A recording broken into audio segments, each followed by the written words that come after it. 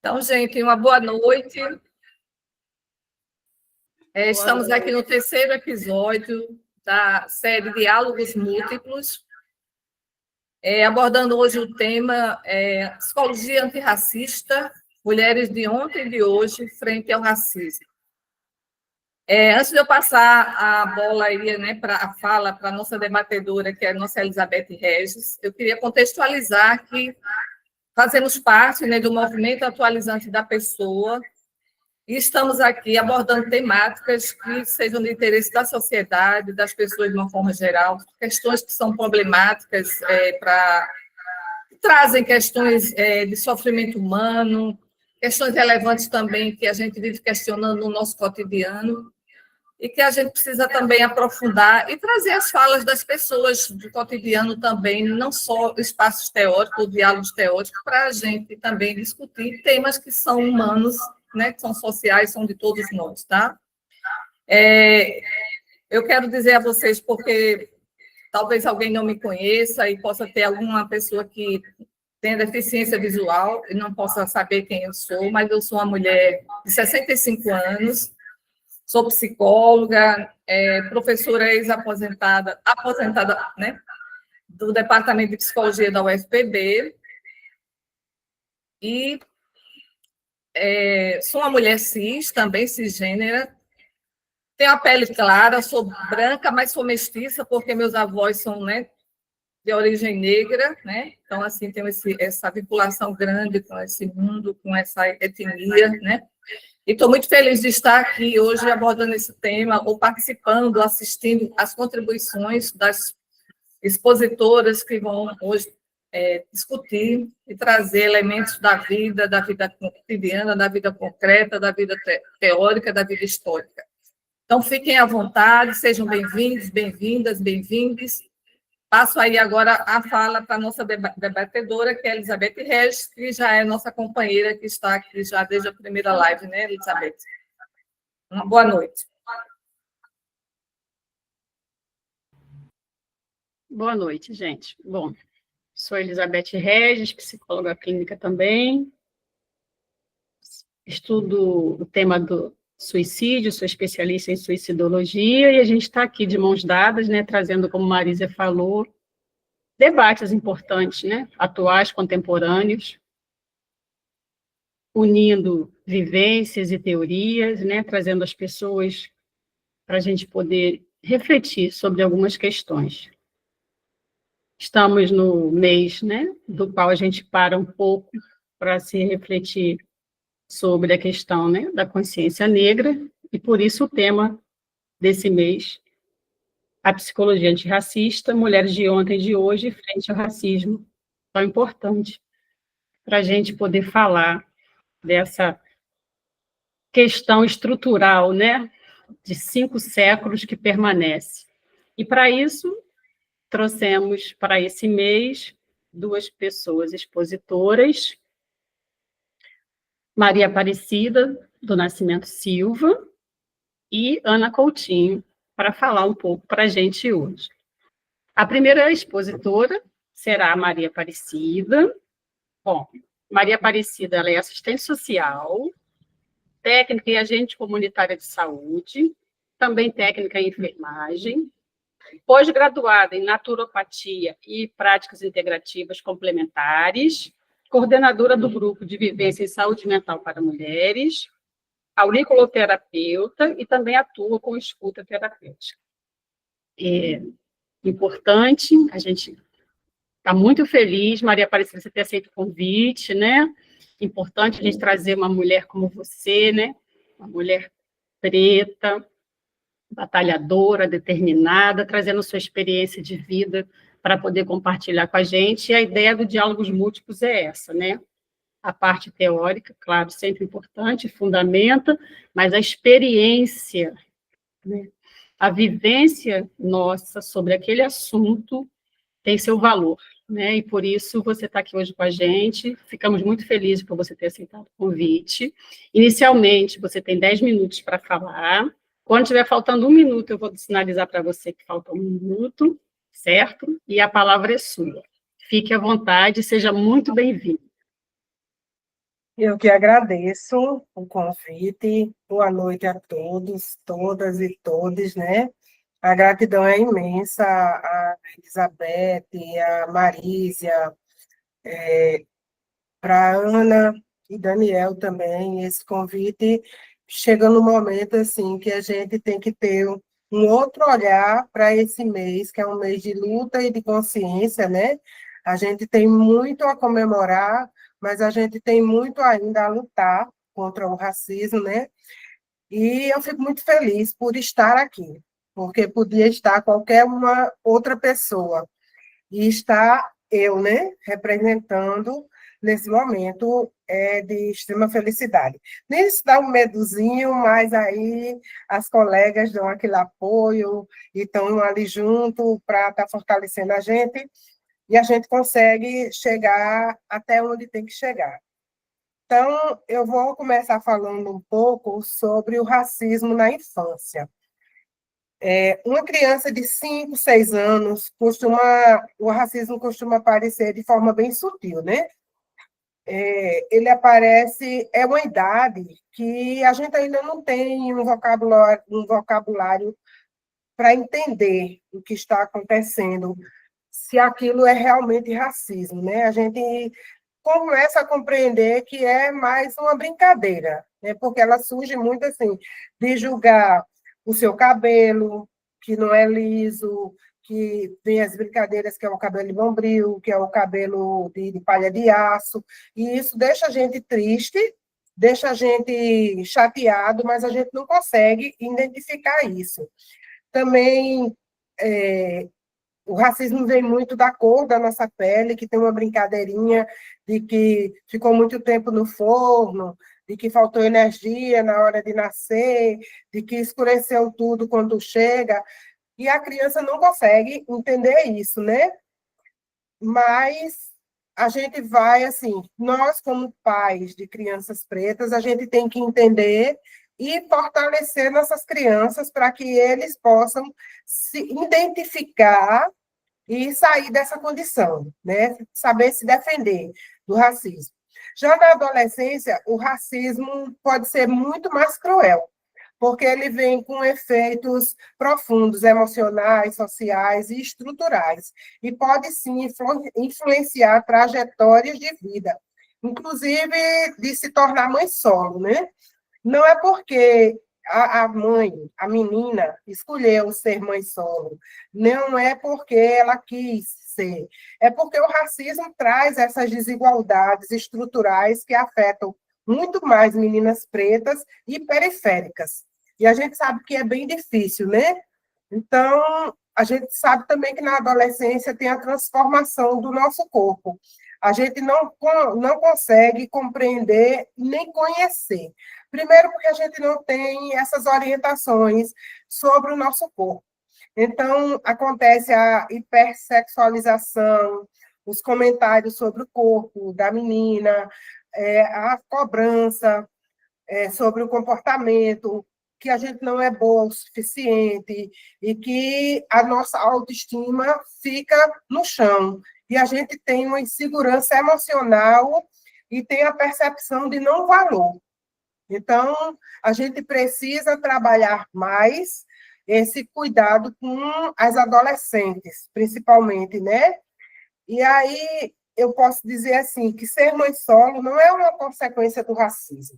Ser mãe solo é uma condição social que torna mais provável que as mulheres negras passem por isso, tá bom?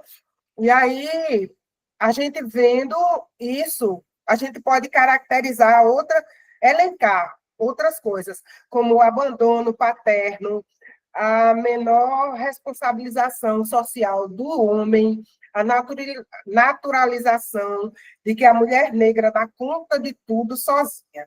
E, na verdade, a gente sabe que não dá, é uma sobrecarga muito grande. E isso afeta muito o nosso emocional, a nossa saúde mental, né? Então, A gente tem uma dificuldade em negociar métodos anticoncepcionais, a gente não tem apoio emocional, a gente se submete a parceiros mais velhos e à vontade deles, né? E a gente precisa esclarecer e deixar isso claro para a criança e para a adolescente. E eu posso dizer assim, falando sobre mim, eu nunca tinha percebido o peso da cor da minha pele, como, como se fosse minoria, como se fosse menos favorecido. Mesmo porque ninguém nunca me mostrou esse valor, né? Ou esse, digamos assim, se eu posso falar a palavra, esse desvalor, esse não valor da minha cor, de como eu sou uma pessoa e de que eu tenho valores. Então, isso é muito sofrido para a gente, isso é muito sofrido para a menina preta.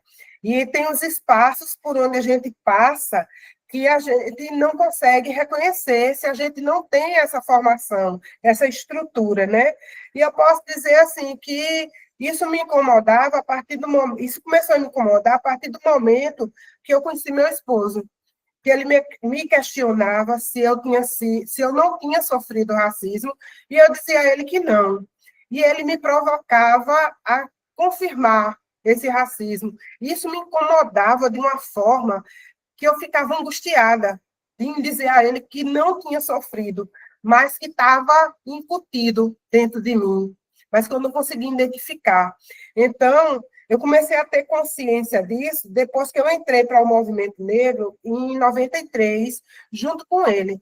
Foi que eu comecei a perceber os olhares, a conversa, as piadinhas, a forma de brincadeira comigo, né? Foi que eu comecei a perceber que isso era racismo. Isso foi muito importante para mim como pessoa, porque a partir do momento que eu comecei a reconhecer, eu comecei a dar valor a outras coisas que podiam me valorizar, me destacando na educação, me destacando na minha casa, me destacando no meu trabalho como mulher negra e como pessoa capaz, que eu sou e que hoje eu me acho, porque antes eu não me achava, né? E também falando sobre os desafios na saúde. Tiveram muitos desafios da credibilidade de informação, do acesso à residência, e essa caminhada foi enfrentada foram muitos obstáculos, né? Para mim poder chegar até aqui, onde eu estou. E para isso eu tive muitos apoios. Eu tive apoio de uma enfermeira que está aqui presente, que foi Socorro Souza, que teve me dando esse fortalecimento dentro da comunidade, foi me valorizando no meu trabalho. Lógico que a gente teve momentos de tristeza, momentos de dificuldade, atritos, mas isso é natural no trabalho, na convivência com o outro. Mas ela foi uma pessoa que me ajudou a reconhecer o meu valor como agente de saúde dentro dessa comunidade.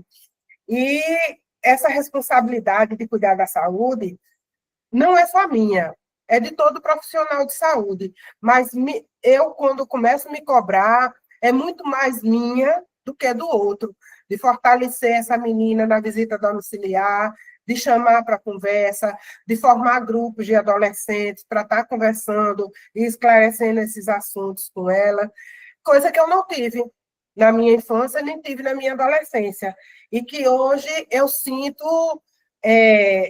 me sinto responsável pela educação que eu dei para os meus filhos, que são meninos pretos, mas são meninos. Eu não tenho nenhuma menina, mas eu me vejo com a responsabilidade de orientar e de conscientizar o respeito pelas meninas pretas, principalmente pelas meninas pretas, né? As meninas de periferia, porque assim, eu não moro numa comunidade periférica totalmente, mas é uma comunidade simples, uma comunidade que de maioria é negra, e que a gente vê que não tem esse acesso, né? A gente não tem serviços para essa população negra, para as meninas negras. A gente vê muitos grupos de adolescentes, mas a gente não vê formado grupos de adolescentes negras para fortalecer essas meninas. E elas sofrem em todos os espaços. Elas sofrem em casa, porque elas precisam, muitas vezes, parar de estudar para cuidar do irmão menor, porque a mãe precisa trabalhar em casa de família para poder manter a família. Elas precisam parar de estudar para dar esse fortalecimento para a mãe, ou até para trabalhar, para trazer renda para dentro de casa, né? Então, está faltando, assim, essa conversa, esse cuidado com essas meninas. E eu me incluo nessa fase de... Ida, falta 1 minuto, tá? Amor, estou já finalizando. Então, eu acho que, assim, o meu papel nesse momento é extremamente importante para esse fortalecimento. Me fortalecer como mulher negra, mulher de periferia, profissional de saúde, terapeuta, me qualificando para esse cuidado. E ter o cuidado de não descriminalizar, nem ter o cuidado, e ter o cuidado de não reverberar esse racismo de forma medíocre para essas meninas. A gente precisa estar junto. E aí, eu acho que esse é o espaço da gente estar fazendo esses movimentos para poder crescer ainda mais e quem está nos assistindo e além, ultrapassar ou perpassar todo esse conhecimento. Certo? Obrigada, Maria Aparecida. Eu anotei algumas coisinhas assim que eu quero comentar, mas eu vou deixar para comentar mais à frente, né? Bom, você trouxe, né, a sua experiência e falou das mulheres de hoje, né? Racismo na contemporaneidade, como é que está sendo vivenciado hoje, né? Por você e por pessoas pretas. E agora a gente vai trazer a outra expositora, né, a Ana Coutinho, psicóloga clínica, é pesquisadora do CEN, Centro de Estudos do Negro. Como a gente está falando de mulheres de hoje frente ao racismo, me parece que ela vai falar das mulheres de ontem, né? Seja muito bem-vinda, Ana Coutinho. Uma gratidão, né, ter você aqui, esse seu carinho, sorriso. Já é uma querida nossa, tá? A mesma coisa, você tem 10 minutos para falar. Quando estiver faltando 1 minuto, eu sinalizo para você, tá? A fala é sua, seja muito bem-vinda. Ok. Boa noite. É com alegria revitalizante que estou participando desse momento histórico. Quero agradecer a participação de vocês ao convite, que realmente, no sentido mais pleno da palavra, muito me honra estar ao lado de uma expositora como Cida, estar ao lado de Daniel, estar ao lado de Elizabeth, de Marísia e todas as pessoas aqui presentes, para tratarmos de um tema que começou com um dia, já se ampliou para 1 mês, e a gente tem a esperança que a expansão continue e seja realmente do ano inteiro, e que possa cada vez mais ser debatido, porque trabalhar com a psicologia antirracista precisa ser um debate permanente. Quero parabenizar sua fala, Cida, pelo seu protagonismo, pela sua autenticidade, e falar dessa psicologia antirracista, particularmente nós, do Movimento Atualizante da Pessoa, escolhemos trabalhar com abordagem centrada na pessoa, numa perspectiva da abordagem humanista, por nos dar um amparo teórico que vai além do fazer teórico, mas que traz esse convite para uma ação social. Então, estarmos como pesquisadora do Centro de Estudos do Negro, na cidade de Sousa, no Alto Sertão da Paraíba, é fazer valer essa abordagem que sugere que, para além de uma teoria, a gente também tem uma prática. E essa prática, ela vai fazendo a diferença no cuidar do ser humano. Eu gostaria só de dizer, rapidamente, como surgiu o meu interesse pela temática de gênero, raça e etnia. Desde criança, eu nasci em um bairro de classe popular, o bairro de Cruz das Armas, aqui em João Pessoa, e eu tinha várias amigas e amigos de famílias negras. E eu ficava extremamente incomodada na escola, no grupo escolar Frei Martinho, quando as brincadeiras atingiam minhas amigas que eu tinha como irmãs e meus amigos que eu tinha como irmãos. E eu compreendia, embora não tinha nada elaborado, porque a gente estava numa educação infantil, ensino fundamental, mas eu não me divertia com aquelas brincadeiras. E o que se chama hoje de bullying era uma agressividade com que Cida acabou de trazer aqui esse depoimento, que ilustra. Quando uma pessoa não se diverte numa brincadeira, isso não é brincadeira, isso é violência. Então, do lugar de menina, eu já me incomodava porque algumas brincadeiras podiam ser de meninas e outras de meninos, e quando era menina negra, então foi muito anterior à universidade.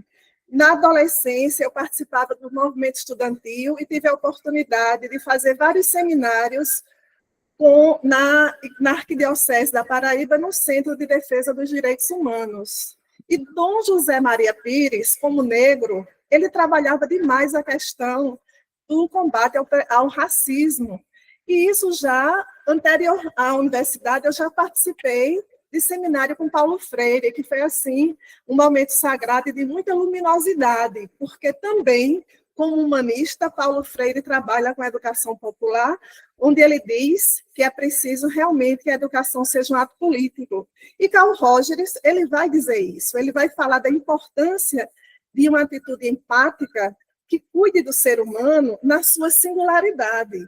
Então, quando a gente se depara com um acolhimento na psicologia clínica, a gente não pode generalizar.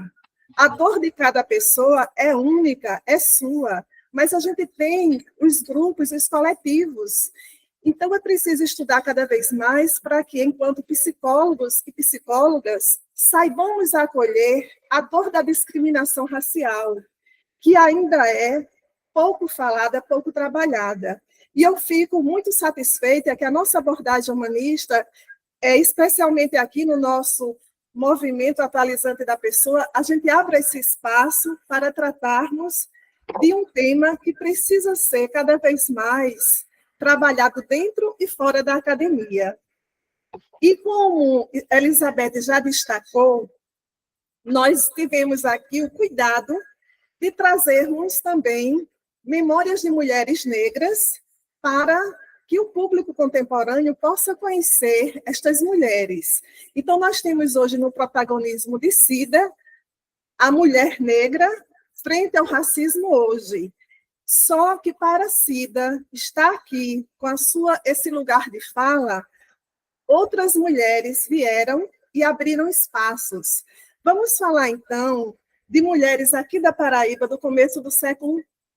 a partir do começo do século XX, mulheres negras, a exemplo da primeira professora de José Américo de Almeida, Júlia Verônica Leal. Ela nasceu ainda no período da escravidão, que foi o maior crime cometido pela humanidade. Então, ela era filha de uma mulher escravizada e a mãe tinha uma compreensão muito clara da importância da educação. Então, a gente vê a atualidade do pensamento de Paulo Freire, a educação como ato político. E a mãe fazendo doces, vendendo, conseguiu pagar um curso de magistério no começo do século XX, aqui na Paraíba, na cidade de Areia. Júlia Verônica Leal, ao terminar o curso normal, ela foi ser professora itinerante. Ela ia ensinar nos engenhos. E no engenho Olho d'Água, ela se encontrou com 5 crianças, entre elas o escritor José Américo de Almeida.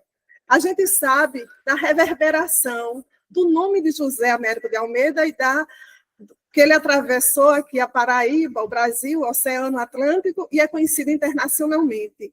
E é justo que a mulher que ensinou esse homem a ler e a escrever também seja conhecida, reconhecida e valorizada.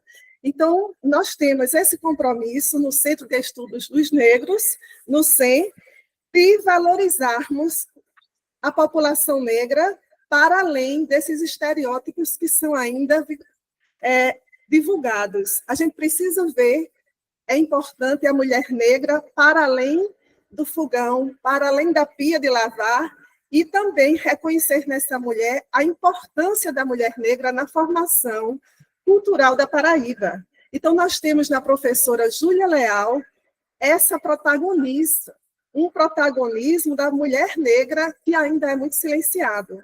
Então, nosso compromisso é de romper esse silêncio e trazermos para o público contemporâneo o nome dessa ilustre professora.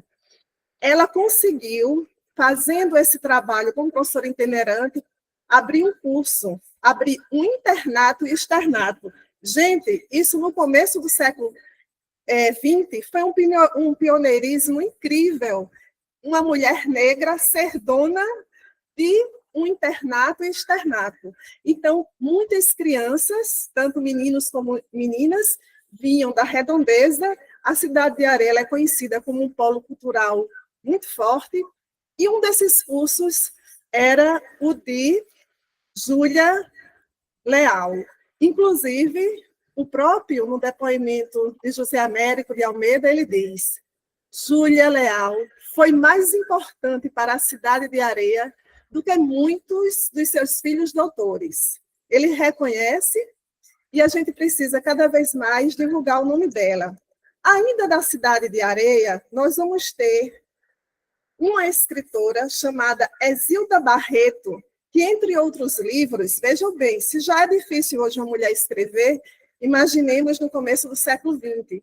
Ela escreveu, entre outros, No Império dos Arcanos. Esse livro já traz na capa uma mulher negra com a criança branca no braço.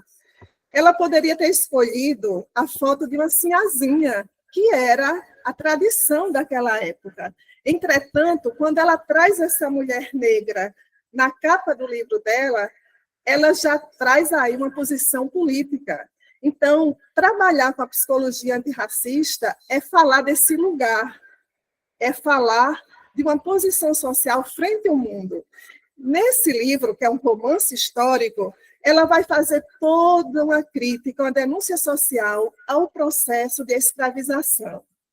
Então, recomendo a leitura desse livro e, sobretudo, a biografia dessa mulher, que ela foi jornalista, professora, escritora e deixou um legado enorme. Agora, saindo do Brejo, que é Areia, vamos adentrar no sertão da Paraíba, porque as mulheres sertanejas também escreveram e continuam escrevendo.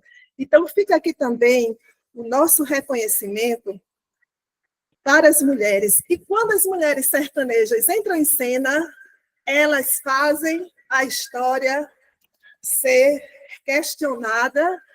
E Inês Maris, entre outros, ela escreveu o romance histórico A Barragem. E nesse romance, ela trabalha com temas importantíssimos e atuais. Ela trabalha com a questão da água doce, ela trabalha com a categoria científica do trabalho. Ela começa o romance dizendo assim: agora, um ser humano não precisa mais estender a sua mão para pedir esmolas para alimentar sua família. Já existe aqui a construção de uma barragem que está promovendo trabalhos. E por aí vai. E nesses trabalhos, ela traz a figura importantíssima de Sazefinha, que é uma personagem. É interessante porque nesse romance ela dá destaque às mulheres sertanejas. E aí a gente vai ter, nesse livro A Barragem, em Sazefinha, um protagonismo da parteira, a parteira como autoridade, a parteira como uma terapeuta, a parteira que corta e puxa o fio da vida e tem toda uma função histórico-social. Então, falta um minuto, tá? Ligando a literatura com a arte e vida, nós entrevistamos e tivemos a alegria de entrevistar uma parteira da atualidade, mas que já, quer dizer, em 2004, aliás, Inês Santana. Então, uma mulher negra, participante do SEM, e aí fica a memória de Dona Maria Inês Santana como uma parteira e como uma mulher protagonista, uma mulher negra, que deixou um legado e uma vida inspiradora para todos nós. Desculpa aí que eu passei um pouquinho.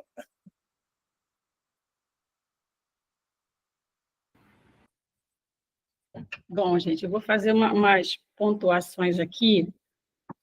Bom, a primeira coisa que eu ia falar, eu acho até que a Ana falou sobre a fala de Cida, embora não tenha, né, dirigido diretamente a Cida o que ela estava dizendo. quando a Cida falou da experiência dela, da infância, né? Da criança preta, das brincadeirinhas, né? E aí eu ia dizer o que a Ana falou, né? Não é brincadeira, é uma violência que uma criança preta começa a vivenciar desde a idade muito tenra. E outra coisa, Cida, que você trouxe muito importante, é agora, então, nesse mundo digital, né, de live, de likes, onde tudo é muito exposto, eu vejo um elemento muito importante que você trouxe, né, nas pessoas pretas, nas crianças, e principalmente na adolescência, né, que é a questão do cabelo, né?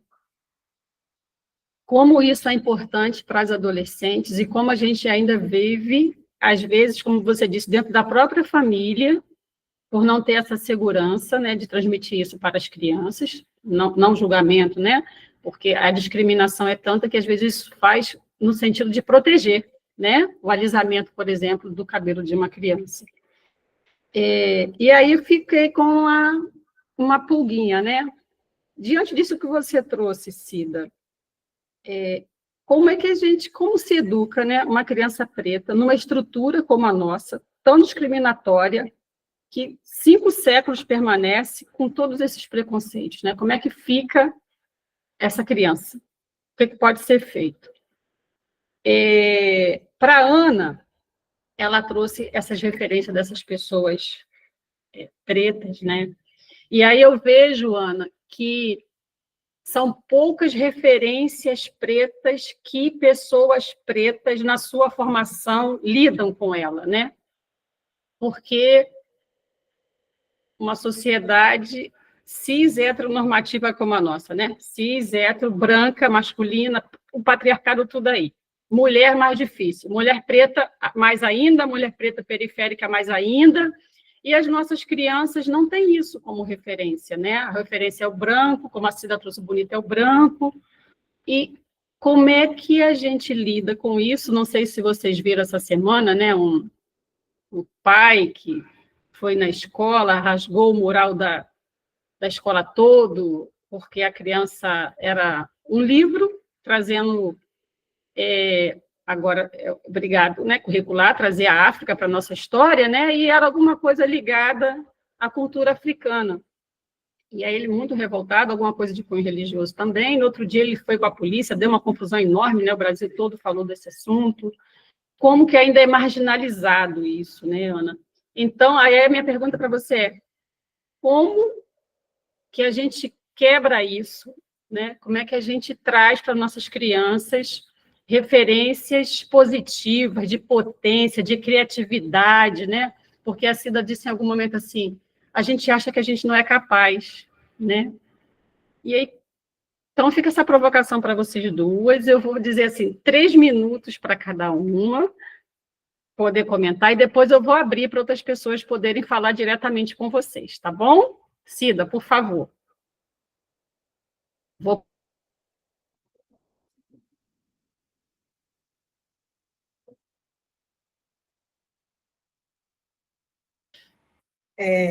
A maldade de cronometrar o tempo, né? Os 3 minutos. Tá bom. Isso é uma coisa que mexe intimamente com o ser de uma criança, né?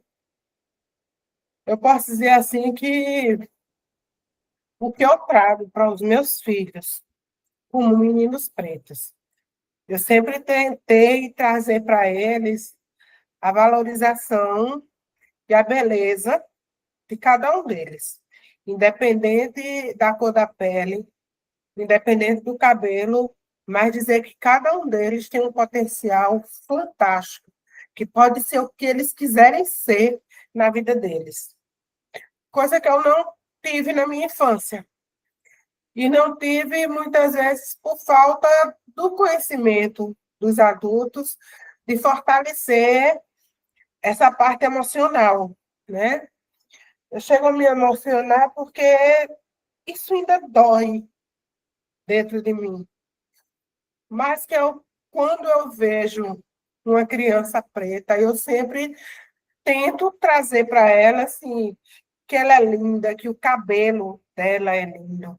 Pode ser tá com os pitozinhos. Tem uma africana que mora perto da minha casa, que as meninas dela, toda semana estão com um penteado diferente. E toda vez que eu vejo, meu coração fica feliz de ver que essa mãe está construindo um fortalecimento dessa criança, para que ela se ame, que ela respeite os limites dela, que ela respeite o cabelo. O meu cabelo foi alisado muito tempo, e hoje tem gente que não entende por que eu não aliso. Eu digo porque eu não gosto, porque hoje eu tenho a escolha de eu não alisar o meu cabelo. Eu tranço, eu deixo ele black, eu não pinto, e todo mundo reclama porque mulher tem que pintar, porque mulher tem que alisar. Eu digo, eu faço o que eu quiser do meu cabelo. Nesses dias eu posso até raspar e sair com a minha cabeça raspada, porque hoje eu me fortaleci. Depois do movimento negro, eu consegui me fortalecer. Mas eu acho que é justamente isso, Elizabeth. É formar grupos de fortalecimento para essas crianças, para essas mães. É o profissional de saúde dentro da casa falar do risco que é alisar o cabelo da criança, da forma que pode agredir na saúde dela. Eu acho que a partir disso aí a gente vai conseguir reconstruir essa história, sabe? E mostrar tanta beleza. A gente não vê falar dos negros que se deram bem na educação, na saúde, na arte, na política. A gente vê o branco se dando bem, a loura, a atriz loura, a atriz branca, a atriz ruiva, mas a atriz negra, ela está sempre na cozinha. E quando ela está numa posição de destaque, ela é descriminalizada. Eu acho que todo mundo que assistiu Vale Tudo viu a confusão que foi com Thaís Araújo, porque ela se sentiu descriminalizada. Ela se sentiu menosprezada no potencial que aquela mulher é. E ela se sentiu assim porque ela é negra. Independente de ser rico ou de ser pobre, a gente sente, porque a pele é quem fala, o cabelo é quem fala, e isso não pode determinar quem eu sou. Eu sou porque eu sou. Eu não sou porque a minha pele é negra, eu não sou porque o meu cabelo é crespo. Eu sou porque eu sou. E a partir de mim, como mãe, tenho que valorizar meu filho e mostrar a beleza dele para ele crescer um homem forte, um homem determinado e um homem feliz. E cada um de nós que temos meninas ou que temos meninos, temos que fortalecer isso. Eu acho que é a partir daí que a gente consegue mudar essa história. Tá certo, Cida, obrigada. Você agora, por favor, Ana. Bom, então, seguindo essa perspectiva do movimento atualizante da pessoa na abordagem humanista e também em consonância com o Centro de Estudos do Negro, eu vou responder essa questão com dois depoimentos, que vai justamente uma das possibilidades, nós temos muitas, mas nós apostamos muito na educação crítica. Então, o depoimento é um trabalho que foi feito na escola, a professora Maria Geni, que é aqui eu registro, e eu não vou colocar os nomes para não ser injusta, mas todos, desde a gestora, toda a equipe pedagógica, professores, professoras e estudantes do ensino fundamental e do ensino médio, que trabalharam e construíram a exposição Júlia Leal, Memórias Afetivas. Foi uma parceria com a Fundação Casa de José Américo, tivemos essa exposição lá e foram apresentados trabalhos belíssimos, desde o ensino fundamental ao ensino médio, estudantes escrevendo e conhecendo a história de Júlia Leal. E amanhã nós estaremos na escola, no Valentina Figueiredo 1, que é a escola Professor Mozart, trabalhando com Inês Maris, trabalhando com a memória e o legado da parteira Maria Inês Santana, e dessa forma nós compreendemos que colocamos a nossa gota de solidariedade para que a gente continue acreditando que no estado onde teve uma líder sindical chamada Margarida Maria Alves, o sangue dela continua dando força, dando vida e trazendo essa força para as mulheres negras serem também protagonistas históricas do nosso Estado. Então, que a Paraíba pequenina continue nascendo desse solo grandes mulheres, e mulheres negras que estão formando e educando o nosso povo. E que, para isso, para a gente estar aqui hoje, é também uma memória ancestralidade feminina, o nosso sagrado feminino, essas mulheres que vieram de muito longe, e que aqui nós temos também uma África, e que a gente precisa valorizar. E nós temos, enquanto MAP, enquanto SEM, enquanto representantes, todas aqui, todos e todes, de uma psicologia antirracista, cuidar da nossa África aqui no Brasil através da valorização da cultura afro-brasileira. Obrigada, Ana. Obrigada também. Gente, está aberto. Se alguém tem algum comentário ou alguma pergunta, pontuação.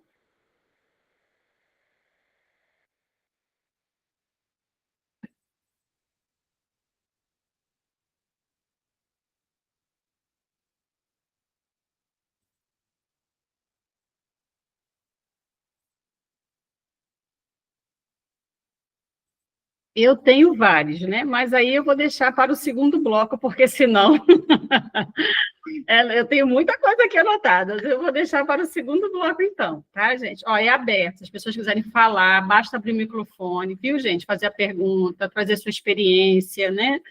Aqui é diálogos múltiplos, a gente tem os expositores, mas a gente está tudo de forma que todos tenham o direito à fala, viu? Com as suas experiências, com as suas perguntas, com dúvidas, questões. Nós vamos passar para o segundo bloco, onde cada expositora terá novamente até 10 minutos para poder falar a segunda parte da sua fala, tá? E depois a gente abre novamente para as pessoas poderem se colocar, se assim desejar, tá certo? Então, eu vou retomar para Maria Aparecida, né? Maria Aparecida, você tem até 10 minutos para poder falar, tá? A segunda parte da sua fala. Pode, a fala é sua. Tá, ok. Eu vou falar agora um pouco sobre o contexto escolar. Eu indo lá para o início, quando eu comecei, eu fui alfabetizada em casa, porque eu não sabia falar direito, eu era igual o Cebolinha, eu trocava as letras, e isso me constrangia, né? Porque toda vez que eu falava uma palavra errada, que outra pessoa me corrigia, isso me constrangia, mas era o que eu sabia falar.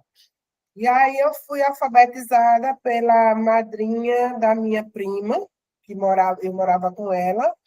Acho que eu tinha uns 9 anos, não tenho muita lembrança, quando eu fui para a escola. E aí eu lembro que as brincadeiras, eu acho que as brincadeiras é a pior forma de mostrar o racismo, são as brincadeiras, que a gente sabe hoje que não são, né? É uma violência. Eu lembro que quando eu estudava numa escola próxima de casa, e os meninos, principalmente os meninos, me colocavam apelidos assim, tipo a Cuca do sítio do Pica-Pau, porque o meu cabelo era alisado, na época com uma banha que agredia muito, tanto o meu cabelo quanto o meu couro cabeludo, e ficava realmente igual o cabelo da Cuca, aquele cabelo escorrido, estirado à força, né? E isso me deixava assim extremamente aborrecida, e eu resolvia na violência. Eu nunca fui pacífica, e eu acho que eu nunca vou ser. Eu acho que isso está fervilhando dentro de mim, e eram momentos assim, de ir para a diretoria, de ficar, como é que a gente chamava na época, ser suspensa da escola, e sofrer um pouco em casa, porque o que se esperava de mim era que fosse uma aluna nota 10. E eu tinha muita dificuldade no aprendizado, né? Então, muitas vezes eu ia minha mãe ia, ou minha prima ia responder por mim na escola, por conta dessas brincadeiras que eu revidava com a minha violência, porque eu não sabia me defender de outra forma. E lembro também que, quando eu tinha 11 anos, eu adorava brincar quadrilha, né? No São João. E aí eu escolhi o menino para brincar comigo, porque eu sou dessas, né? Eu vou lá e eu escolho o que eu quero. E eu escolhi o menino, e no dia da quadrilha, a mãe do menino não deixou o menino ir para a escola. E isso me deixou muito triste, porque a professora chegou e disse: Ó, você não vai dessa quadrilha porque o seu pai não veio. E eu, afrontosa, fui lá e trouxe o menino a pulso de casa para ele dançar comigo, porque eu tinha ensaiado, eu tinha me preparado e eu queria dançar. E isso trouxe algumas questões dentro da escola, como é que eu vou na casa e trago o menino e afronto a mãe do menino, né? Mas eu não sabia ser de outra forma, eu não tinha essa comunicação não violenta, porque eu era uma criança. E aí eu posso perceber que na educação, na escola, isso perpassa muitas vezes pela crueldade, de que eu sou excluída de brincadeiras, ou eu sou excluída, como a própria Ana falou, de ter amigas ou de ter amigos, porque eu sou negra. Isso não é só na educação infantil, nem na educação fundamental. Isso também vem na academia, no ensino superior, porque eu posso ter sido predestinada a alguma coisa, mas eu quebrei esse ciclo e eu chego na academia envergonhada e achando que aquele não é o meu espaço. Mas que eu chego lá e eu senti na pele estar na academia e ser negra. Em determinados momentos, ser questionada sobre as cotas, ser questionada por que é que eu estou ali, por que é que eu não escolhi outra coisa, ou que eu tenha que, em todas as aulas, estar falando sobre o racismo porque eu sou negra. Em um debate na sala de aula, quando o professor pede para que a gente fale sobre o racismo, todos dentro da sala, sem exceção, apontarem para mim e dizerem que eu deveria falar sobre o racismo porque eu sou negra. E isso é de uma crueldade muito grande, porque não precisa ser só eu para falar. Eu acho que, como Ana falou anteriormente, ela se colocou num lugar que talvez não fosse dela, pela cor da pele dela, mas ela se sensibilizou com as brincadeiras com as amigas e com os amigos. Então, eu acho que qualquer um pode ter o respeito pelo seu colega, independente dele ser negro ou dele ser branco. Isso é muito dolorido, porque eu passei 8 períodos dentro da faculdade, onde só na minha sala só tinha eu de negra. Isso era cobrado todos os dias, que eu era negra, que eu tinha que falar sobre as cotas, que eu tinha que falar sobre o racismo. E quando eu falo que eu não concordo com as cotas, eu fui ainda muito mais julgada. E não é uma questão de dizer que as cotas estão erradas, de dizer que eu sou totalmente contra. É de dizer que as cotas não vão resolver o racismo. O crime que foi cometido com o povo negro perpassa muito mais do que essas cotas. A dívida é imensa. Só as cotas não vão anular. Eu sei que ajuda muito quando muitos meninos e meninas negras conseguem chegar à faculdade através das cotas. É um direito. Mas isso não quer dizer que só eu tenha que falar sobre as cotas, né? Então, a gente pode ver que essa caminhada na educação é muito difícil, porque todo mundo se acha no direito de julgar o negro. Um negro médico. Oxe, mas a medicina ficou para a elite, a medicina ficou para o branco. Não, a medicina ficou para o ser humano estudar. Cada um tem a capacidade de chegar onde quiser.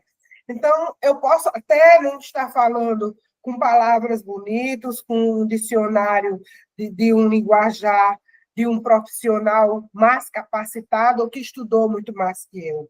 Mas eu acho que essa vivência que fere e que machuca a gente nos dá o direito de gritar e dizer: eu posso estar aonde eu quiser estar, e eu posso falar do que eu quiser falar, e não tem que ser uma imposição de que eu tenho que falar do racismo, que eu tenho que falar das cotas, que eu tenho que falar do meu viver em aberto para qualquer pessoa me julgar.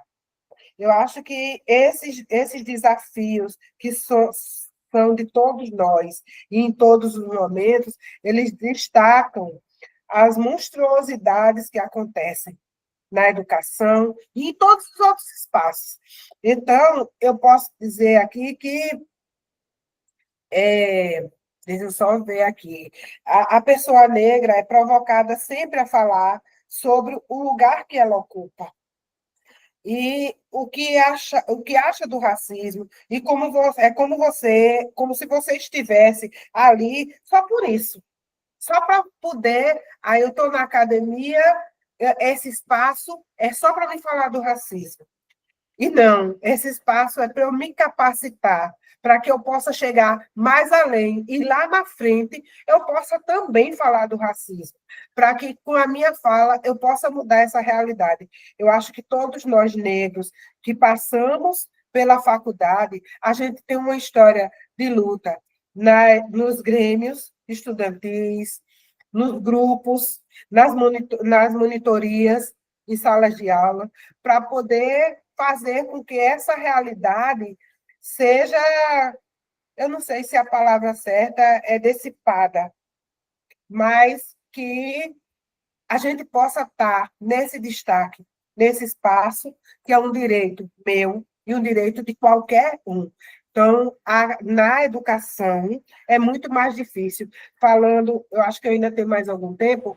Falta um minutinho, tá? Um minutinho, então eu vou ser bem sucinta. Na educação fundamental, a gente vê que a desigualdade entre meninas e meninos pretos é muito maior do que entre meninos e meninas brancas. A gente vê na indignação dessas meninas, quando eu faço parte de um conselho escolar, onde muitas meninas negras vêm falar comigo: tia, por que é que a gente não tem direito de fala? Porque você se cala. E você tem que chegar...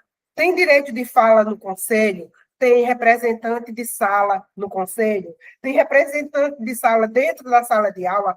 Falem, não se calem. Mostrem o potencial de vocês. É a partir daí que a gente vai conseguir conquistar o respeito. Então, o espaço de cada um, negro ou branco, é onde ele quiser e puder falar do que está incomodando ele. É isso que eu deixo. Eu acho que não tem nenhum adolescente aqui assistindo, né? Apesar de serem convidados, mas se acham incapazes de estar nesse espaço. Mas que venham muito mais momentos e muito mais lives para a gente poder estar trazendo esse contexto para essas meninas e esses meninos, e abrir espaço para eles falarem, certo? Obrigada, Maria Aparecida. Muito Obrigada sensível a sua fala, muito potente, traz muita reflexão. Muito grata mesmo. Muito bom ter você aqui, tendo essa experiência tão viva, tão assim, sabe? Tão na pele, assim. Muito obrigada. Ana, agora é você. Tem até 10 minutos para a segunda parte da sua fala, tá bom? Vai ficar aí o chato aqui ainda, continuando aqui vigiando vocês, tá? Bom, eu gostaria de aqui traçar rapidamente um itinerário percorrido para encontrarmos as memórias de mulheres negras. Foi uma surpresa muito grande quando entramos no curso de psicologia e encontramos a disciplina Psicologia Diferencial. E aí fica a memória aqui também o registro da professora Rosa Nader, que hoje é aposentada, e da professora Sônia Guzmão, que foram duas orientadoras, professoras, e que deram muita força para fazermos um trabalho com mulheres. Na época se chamava favela, hoje comunidade. Então, o nosso trabalho, TCC, no curso de psicologia, na clínica, nós fizemos uma formação em clínica e, simultaneamente, nós também fizemos uma formação em psicologia social. Na clínica, com a professora Sônia Guzmão e na psicologia social com a professora Rosa Nader. E culminou com o TCC intitulado Aqui a gente aprende a falar umas com as outras. E faz, então, a conexão com o que Cida acabou de destacar aí. A importância da fala da mulher e da mulher negra. Então, lá na favela, a mulher negra estava presente, as crianças, e foi uma experiência de muito enriquecimento. Nós desenvolvemos, depois que terminamos o curso de psicologia, entramos na UFPB através de concurso para lecionar. E aí também as perspectivas de gênero, raça e etnia nos acompanharam. Então, fizemos um projeto de extensão para trabalharmos na Casa da Criança com Câncer, e, entre outros trabalhos, nós fomos apresentar, no ano de 2000, na Redor, o trabalho sobre estereótipos racistas na literatura infantil. Após apresentarmos esse trabalho, nós fomos para um grupo que trabalhava com gênero, raça e etnia na literatura nordestina. E, para nossa surpresa, nesse grupo tinham pesquisadoras e pesquisadores de todos os estados do Nordeste. Foi o encontro da Redor, em Teresina, em 2000, e todos os estados do Nordeste apresentaram suas escritoras pioneiras, as mulheres do passado, trabalhando com memória. Para nossa surpresa, todos os estados apresentaram, com exceção da Paraíba. Então, enquanto representante da Paraíba, pedimos licença e nos comprometemos ali, naquele encontro, a fazermos um levantamento. Nós sabíamos da existência de Anaíde Beiriz, através do trabalho que a gente fazia como estagiária de psicologia no Centro da Mulher, 8 de março, e no Cunhã, coletivo feminista, e fica aqui o nosso reconhecimento para essas instituições importantíssimas que trabalham com a memória, fazem um trabalho excepcional sobre o combate à violência, que a gente, infelizmente, é um Estado que ainda precisa muito combater o feminicídio, é um absurdo, mas o nosso Estado, isso a gente precisa realmente ampliar esse trabalho de combate à violência contra a mulher, e essas instituições, elas saem na frente. Então, nós voltamos para João Pessoa e começamos, então, a fazer esse levantamento das escritoras paraibanas, além de Anaíde Beiriz. E quando a gente começou a fazer esse levantamento, muitas pessoas diziam: mas por que você quer pesquisar mulheres numa terra onde tem tantos escritores? Você é da terra de Augusto dos Anjos, de José Lins do Rego, de José Américo de Almeida. Por que pesquisar? Então, era uma dificuldade que eu sentia para ir pesquisar sobre as mulheres.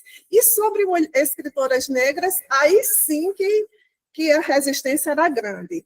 Então, entre outras pessoas, nós encontramos também Eudésia Vieira. Eudésia Vieira, de acordo com os registros, foi uma das primeiras mulheres a publicar livro na Paraíba, e, para a nossa alegria, no começo do século XX, ela trabalhava, ela observou que o livro de história da Paraíba não falava sobre os quilombos. E, para nossa alegria, ela tem um olhar antecipador, porque ela já escreveu na Terra dos Tabajaras. Então, ela faz um grande apanhado, uma revisão histórica sobre a comunidade indígena. Então, ela faz uma intertextualidade com um estudioso, Eduardo Galeano, quando ele fala nas veias abertas da América Latina, ela vai dizer do processo de colonização, que foi uma violência tremenda para com os nossos povos originários. E aí ela também se preocupa, né? O título já fala ela fala das mulheres indígenas, ela vai falar sobre a população africana e inclui no livro História da Paraíba um capítulo exclusivamente sobre os quilombos. Então, que mulher! Realmente um orgulho para a gente ter tido na Paraíba uma escritora, Eudésia Vieira. Ela, após casar, ter 5 filhos, ela resolveu realizar o grande sonho da vida dela, que era ser médica. Ela era professora, ela fez o magistério no Colégio das Neves, e quando ela disse ao marido que ia fazer o curso de medicina na cidade de Recife, quase que saía um desquite. Na época não era divórcio, era um desquite. Mas ele sabia quem era Eudésia Vieira. Então, fizeram aí um acordo, continuaram casados, e ela passava a semana em Recife, estudando, e voltava no final de semana. Se hoje, para uma mulher, isso é muito difícil ainda, imaginemos na década de 30. Eudésia Vieira, ela vem para Paraíba, formada, né, como médica. O consultório dela ficava na residência, onde a gente tem hoje na rua Duque de Caxias, ali, Galeria Jardim, ali era o consultório e a casa dela. Então, muitas pessoas diziam, nos depoimentos, nós tivemos a oportunidade de entrevistar a filha dela, Maria do Brasil, que mora em Brasília, e ela disse que, de madrugada, as parteiras, quando não conseguiam fazer partos, batiam na porta dela e não tinha problema, ela saía e atendia, era uma pessoa extremamente acolhedora. Ela fez um trabalho belíssimo na penitenciária modelo. Ela foi, Cida, uma espécie de assistente social lá. Ela desenvolveu um trabalho de leitura, de alfabetização com os apenados. Ela, além de escritora, era jornalista e defendia muito o direito das mulheres pela educação.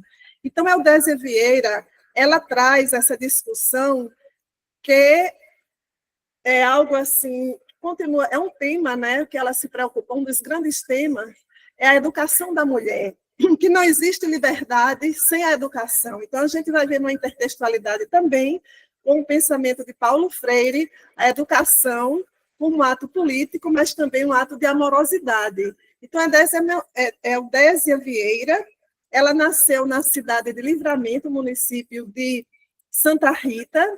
Ela morava na rua ali, depois que ela saiu do consultório, na residência ali da Galeria Jardim, ela foi morar ao lado da Catedral, que é a Basílica hoje, atualmente, de Nossa Senhora das Neves, e mesmo com 80 anos, quando alguém na vizinhança tinha algum problema de violência, algum marido queria brigar com a mulher ou bater, se dissesse, vou chamar a dona Eudésia, ela acabava com a confusão. Então, era uma figura de autoridade, muito querida, mas uma mulher de muita fibra. Então, ela defendia demais e não admitia. Então, era uma pessoa que ela combatia, usava os textos dela para combater o racismo, para combater o machismo, para combater todo tipo de violência contra o ser humano. Então, nós precisamos cada vez mais utilizarmos meios para divulgarmos memórias dessas mulheres que são ainda muito silenciadas. Romper com esse silêncio é também um ato político e fazer da psicologia, assim como o artista tem que ir onde o povo está, a psicologia também. A gente trabalha com a psicologia humanista, que ela não pode ficar só dentro de um ambulatório, de um hospital, de um consultório, mas ela tem que cada vez mais ganhar o espaço das ruas, chegar nas comunidades de periferia e cuidar de quem sofre, porque a dor não pode esperar. Se a fome não pode esperar, a dor também não. Então, que a gente possa cada vez mais socializar uma psicologia humanista que acolha e que cuide desse sofrimento psíquico da população negra, de uma forma muito especial das mulheres negras. E esse compromisso em ressignificar, em trazer para o público contemporâneo o protagonismo da mulher negra na história cultural da Paraíba, porque a gente precisa conhecer a história geral, mas a gente precisa valorizar a nossa história local, e que aqui na Paraíba tem mulheres negras que escreveram, e se não escreveram com caneta, a exemplo de Eudésia, escreveram com as mãos, a exemplo de Maria Inês Maris, que através do seu trabalho da arte milenar de ser parteira, também deixou um legado e uma vida muito inspiradora. Assim, não há dúvidas da importância de cada vez mais o nosso MAP promover debates como esse, que expande cada vez, que toca em temas que ainda são tão abafados, não dá mais para a gente falar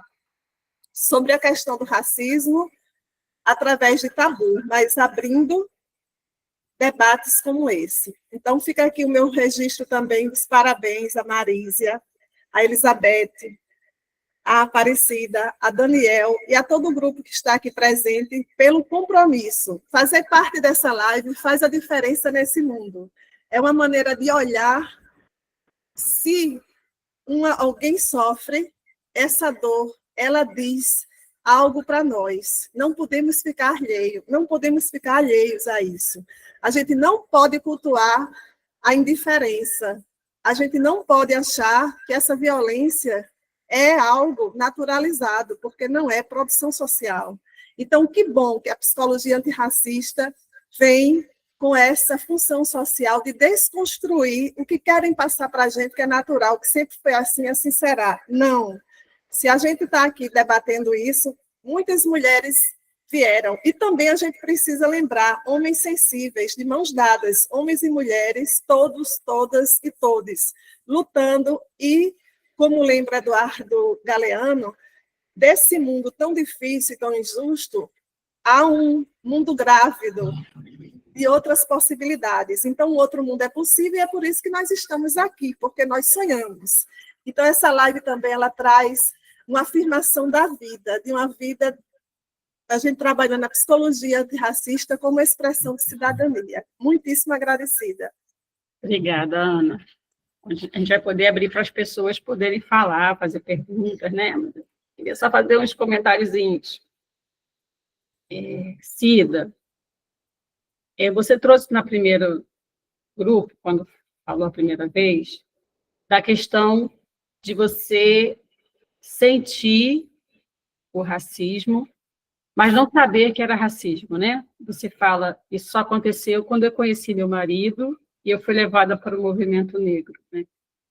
E aí eu fico pensando da dificuldade nossa de falar sobre isso, porque me parece, assim, é algo muito sutil e negado, né? A gente ouve muito que o Brasil é assim. O Brasil é um país racista? Sim. Quando você faz a pesquisa, sim. Você é racista? Não.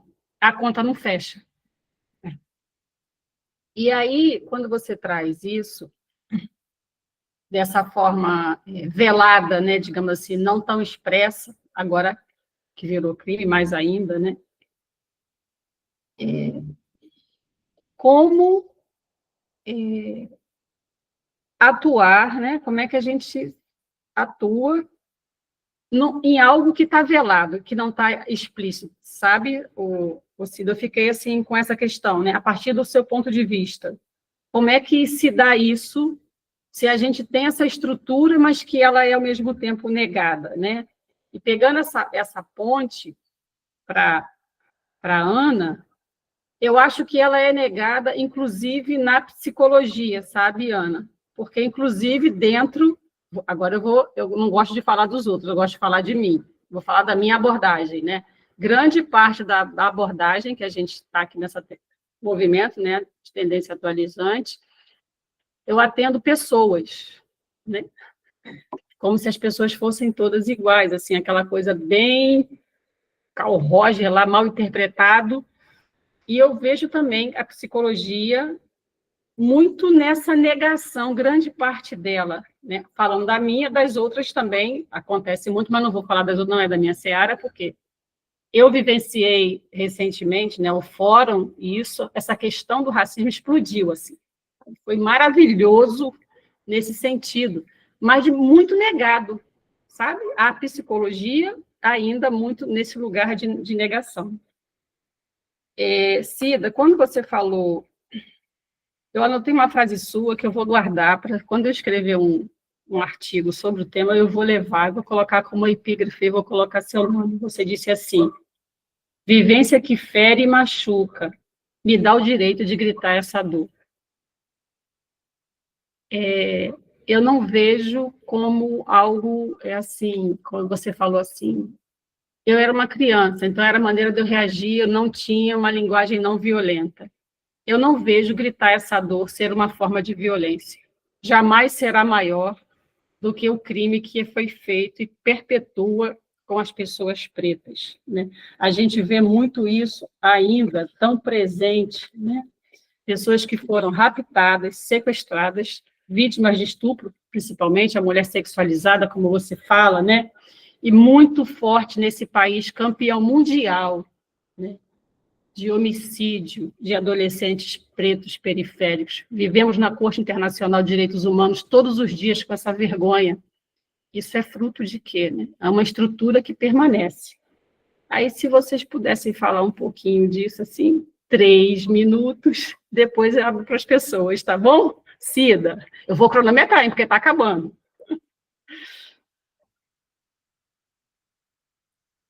Elizabeth. Vai chegando um momento que vai ficando difícil de falar. Porque é uma coisa que está guardada, né? É uma coisa que fica guardada, que a gente aprende a guardar para a gente poder sobreviver. E essa violência se só mata meninos pretos e meninas pretas. É tão difícil para mim, que sou mãe de menino preto. É tão triste e tão amedrontador você saber que seu filho sai de casa e que você, todos os momentos, entrega a Deus para que ele chegue, independente de você colocar ele no caminho certo e no caminho do bem e proteger e ensinar que se chegar a alguma abordagem, você diga assim, senhor, você baixa a cabeça para você poder chegar vivo em casa. É muito difícil. É muito difícil. Acho que eu não vou conseguir te responder. Você já respondeu, Cida. Você já respondeu. Muito obrigada, viu? Você já respondeu. Ana, por favor. Você já respondeu muito bem, contagia a gente. Eu também fico emocionadíssima aqui, mas o seu choro, a sua emoção me dá força. É como o sangue de Margarida Maria Alves. Ela não morreu em vão. Você não chora em vão. Nós não estamos aqui em vão. Como diz a música de Ivan Lins, nós estamos aqui para nos socorrer. É urgente, é urgente. No seu choro eu vejo dor, mas você está aqui. Também eu vejo esperança. Esperança de que você está podendo, através do seu choro, de alguma forma gritar a sua dor, que é legítima, mas que precisa ser prevenida em outras crianças, em outras mulheres, em homens, em outras pessoas.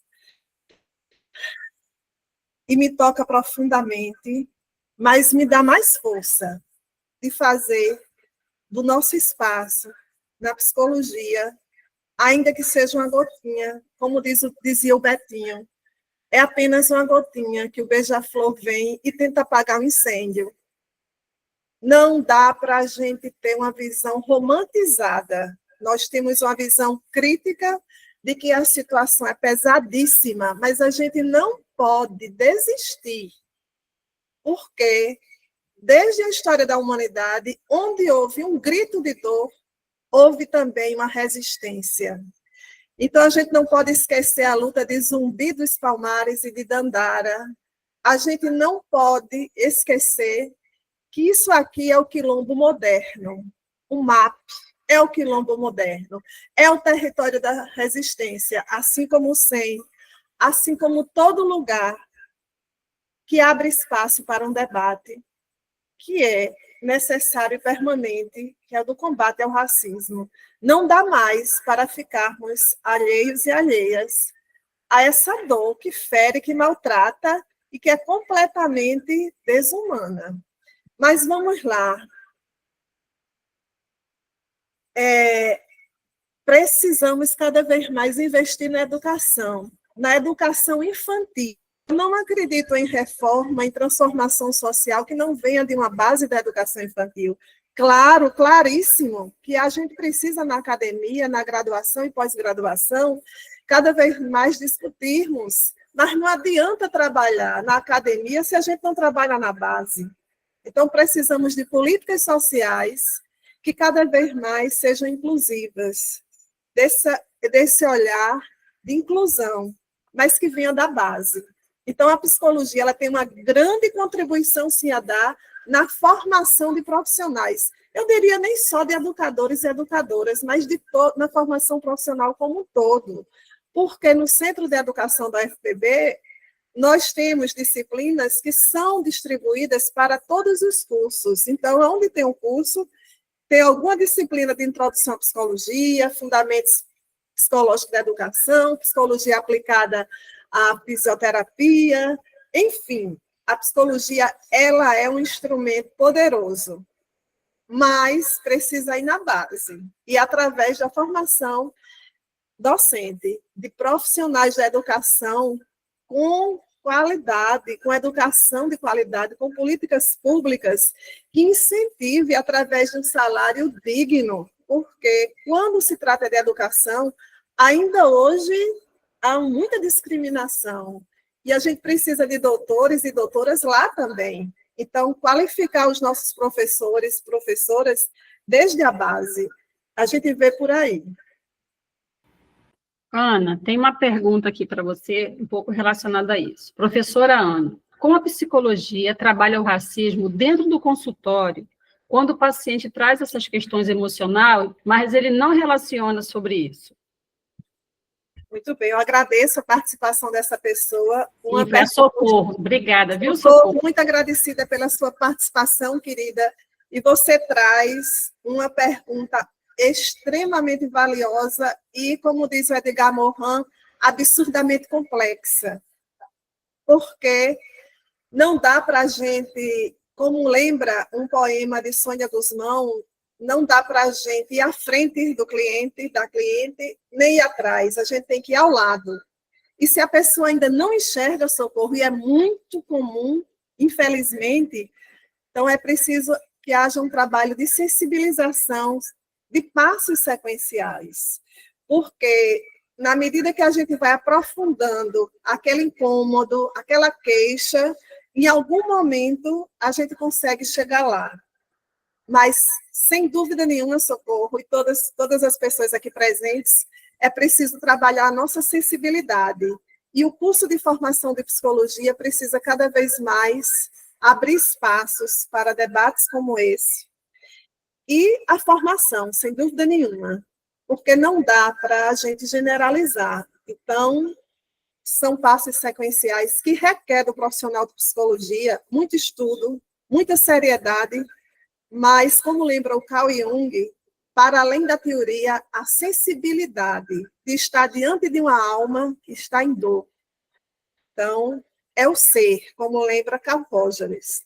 É preciso ter esse acolhimento, essa atitude empática, de compreensão para com o outro na sua singularidade. É a alteridade, como bem trabalha a Marísia nas suas aulas, a importância dessa alteridade com todo o seu jeito singular de ser. Nós não somos latinhas de refrigerantes, portanto, nós não somos iguais.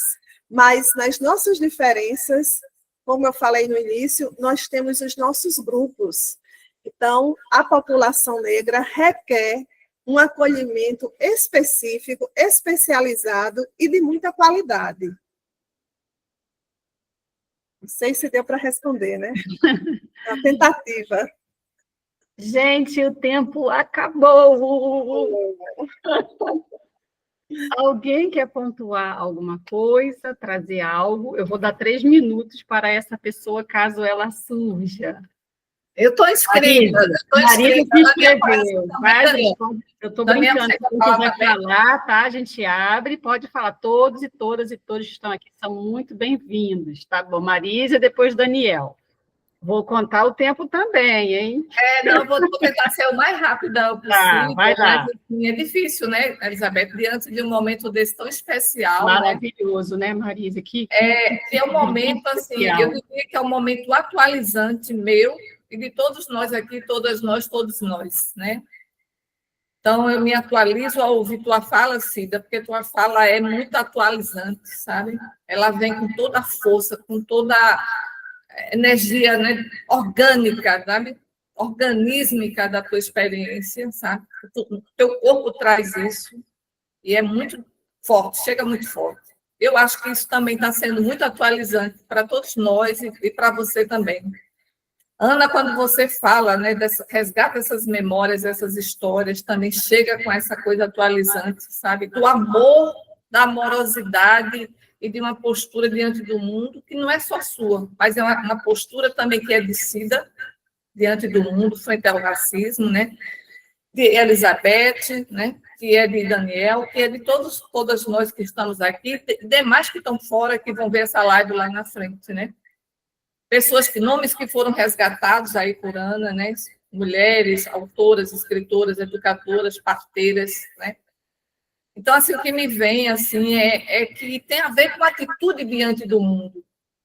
E essa atitude passa por uma leitura crítica do mundo, por uma formação crítica, né? Para um pensar crítico.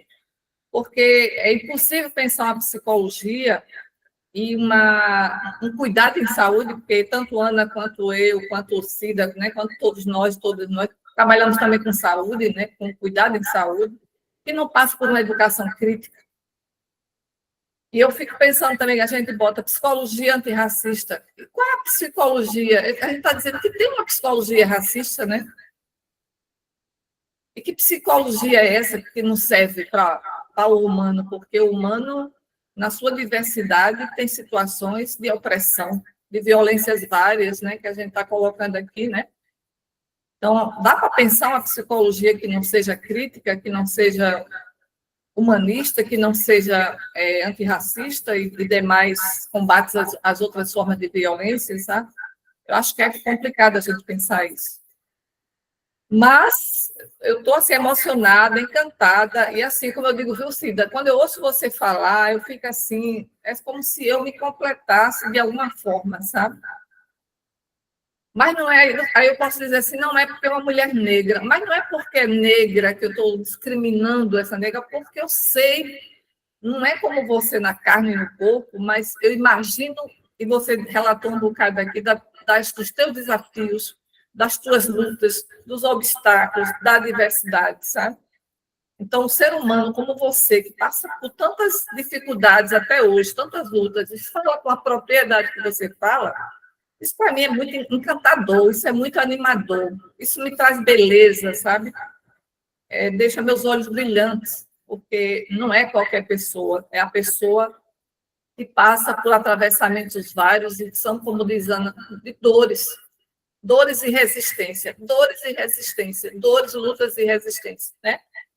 Então, assim, estou muito encantada, fico muito feliz com esse momento aqui, sabe? Gostaria que todo mundo assistisse, ouvisse sua fala, Cida. A Diana também, as provocações suas, Elizabeth, que também tem lugar de fala, né?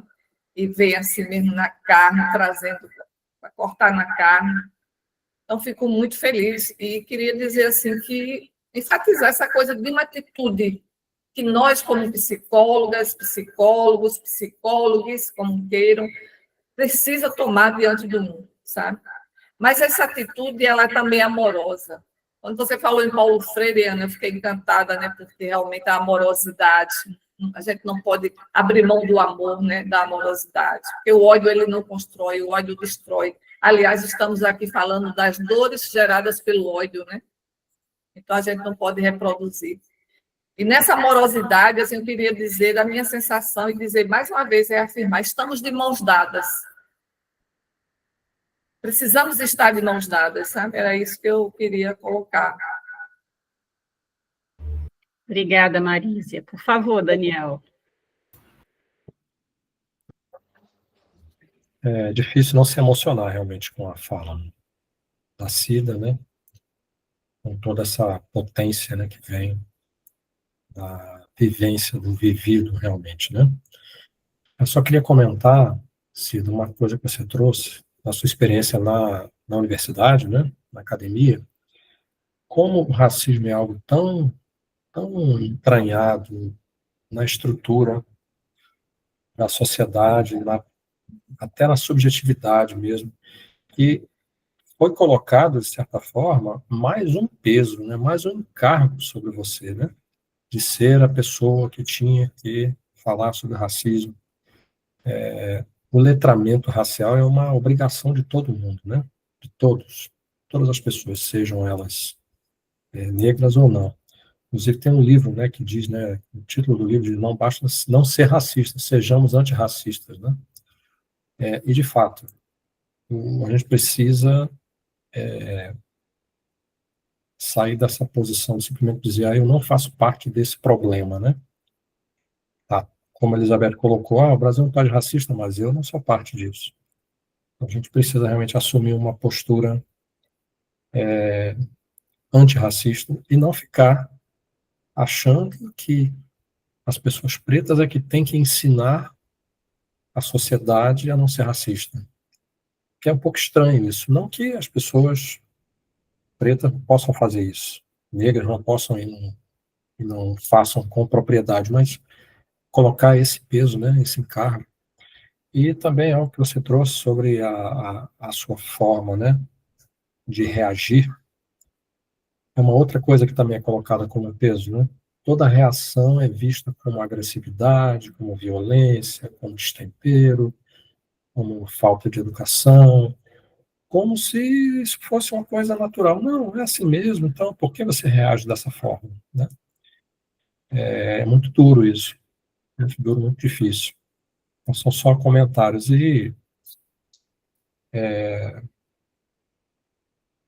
falando sobre a fala da professora Ana, na universidade a gente tem realmente uma grande carência de referenciais de psicólogos, né, de pesquisadores, de teóricos negros. Se a gente perguntar para qualquer aluno, cite aqui 2 ou 3, né, referências negras, a gente não vai ouvir praticamente nada, né? É claro que a gente parte de um lugar, lógico, né? A psicologia parte de um lugar, então não é que a gente vai simplesmente esquecer o que passou, não é isso, né? Agora, não podemos ficar nesse lugar apenas, a gente precisa avançar. A partir, tudo bem, Europa, Estados Unidos, pessoas brancas que teorizaram, que deram suas contribuições, lógico, né? A gente não vai negar isso, mas a gente precisa e pode avançar, porque já existe, né? Então, há uma carência realmente desses referenciais, sem desprezar, claro, de onde a psicologia parte, né? Só dois comentários que eu queria fazer. Obrigada, Daniel. Anotei mais 5 coisas aqui só a partir da sua fala, mas o tempo acabou, né? O tempo acabou. Gente, foi incrível. Foi incrível. Esse diálogo de hoje, assim, como foi rico, mobilizador, né? Eu vou fazer o seguinte, para a gente finalizar, eu vou voltar para cada expositora fazer a sua fala final, 1, 2 minutos, né? Não mais do que isso, porque já passamos muito do tempo, mas teve momentos que eu não tive como interromper pela condição que estava a fala, tá certo? Então, eu vou devolver a fala para fazer só um fechamento de 1, 2 minutos, para a gente poder fechar, e a gente retoma em janeiro, né? Porque dezembro a gente não vai ter, e da gratidão desses momentos que a gente está passando aqui juntos, viu? Por favor, Cida. Socorro Souza sempre me provocou muito, né? Ela está aí com a câmera fechada para me provocar mais. Então, vou finalizar assim. Um cordelzinho bem curtinho, né? Feito agora, nas angústias. Que momento! Esse momento, para mim, traz um imenso valor. É de muito conhecimento e alivia um pouco nossa dor. Que beleza essa gente que resolve se mexer. Podemos seguir e mudar o sistema doente. A gratidão é muito grande pelo convite ao evento, pois a mim deixa feliz a imensa gratidão pelo momento. Só. Obrigada, Cida, muito obrigada. Ana, Tem que respirar fundo, porque Cida deixa a gente sem fôlego, né, Cida? ela Você- faz isso, tá vendo, Ana? Eu sou sua fã, sou sua fã.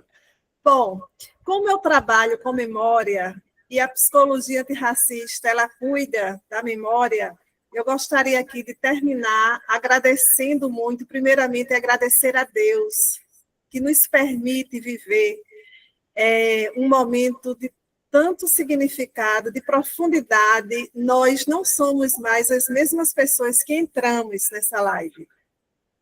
Estamos todos e todas e todos em expansão.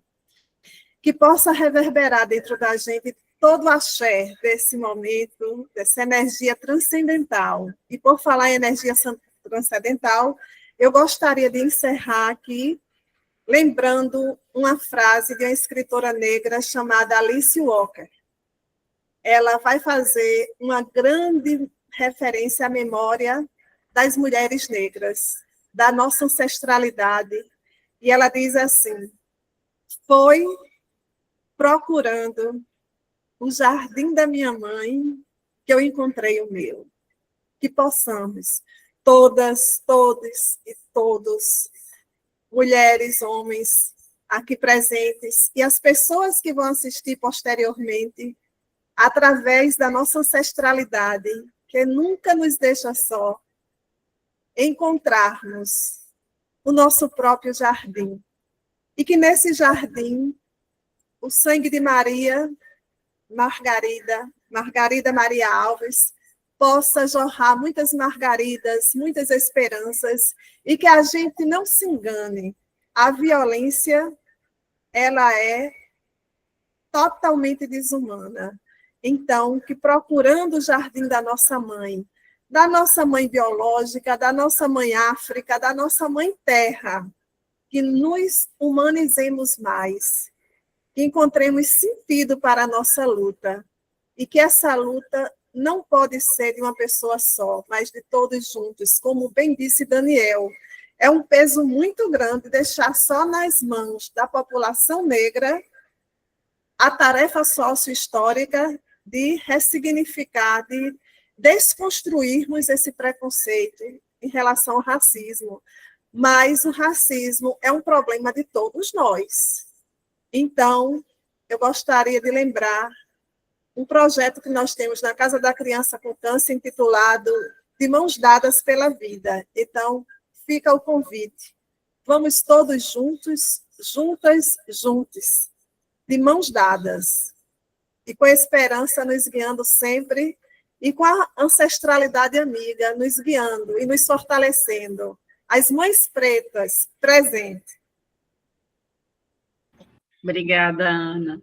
Bom, gente, terminamos. Muito obrigada a todos e todas e todos que estão aqui, que ficaram com a gente, né? Que isso reverbere em vocês, como está reverberando em mim, assim, que eu sinto que a energia, assim, maravilhosa. Estaremos todos e todas e todos juntos aqui, novamente reunidos na última terça-feira de janeiro, para continuar nossos diálogos. Foi um prazer. Muito obrigada, Maria Aparecida. Muito obrigada, Ana. Quer falar, Marise? É só para dizer que o tema de janeiro será sobre a prevenção e saúde mental, né? E certamente os atravessamentos, né, de raça, gênero, né, estarão presentes também, né, para a gente conversar. E pedir para vocês participarem dos nossos canais, né, nos seguirem nos nossos canais pelo Instagram e também se inscrever no canal Marísia Pessoal e Reflexiva, tá? Então, agradeço a presença de todos, todas, todes. E até breve, né? Até breve. Boa noite, gente. Muito obrigada, hein? Um abraço, um abraço. Obrigado, pessoal, por terem participado. Tá bom.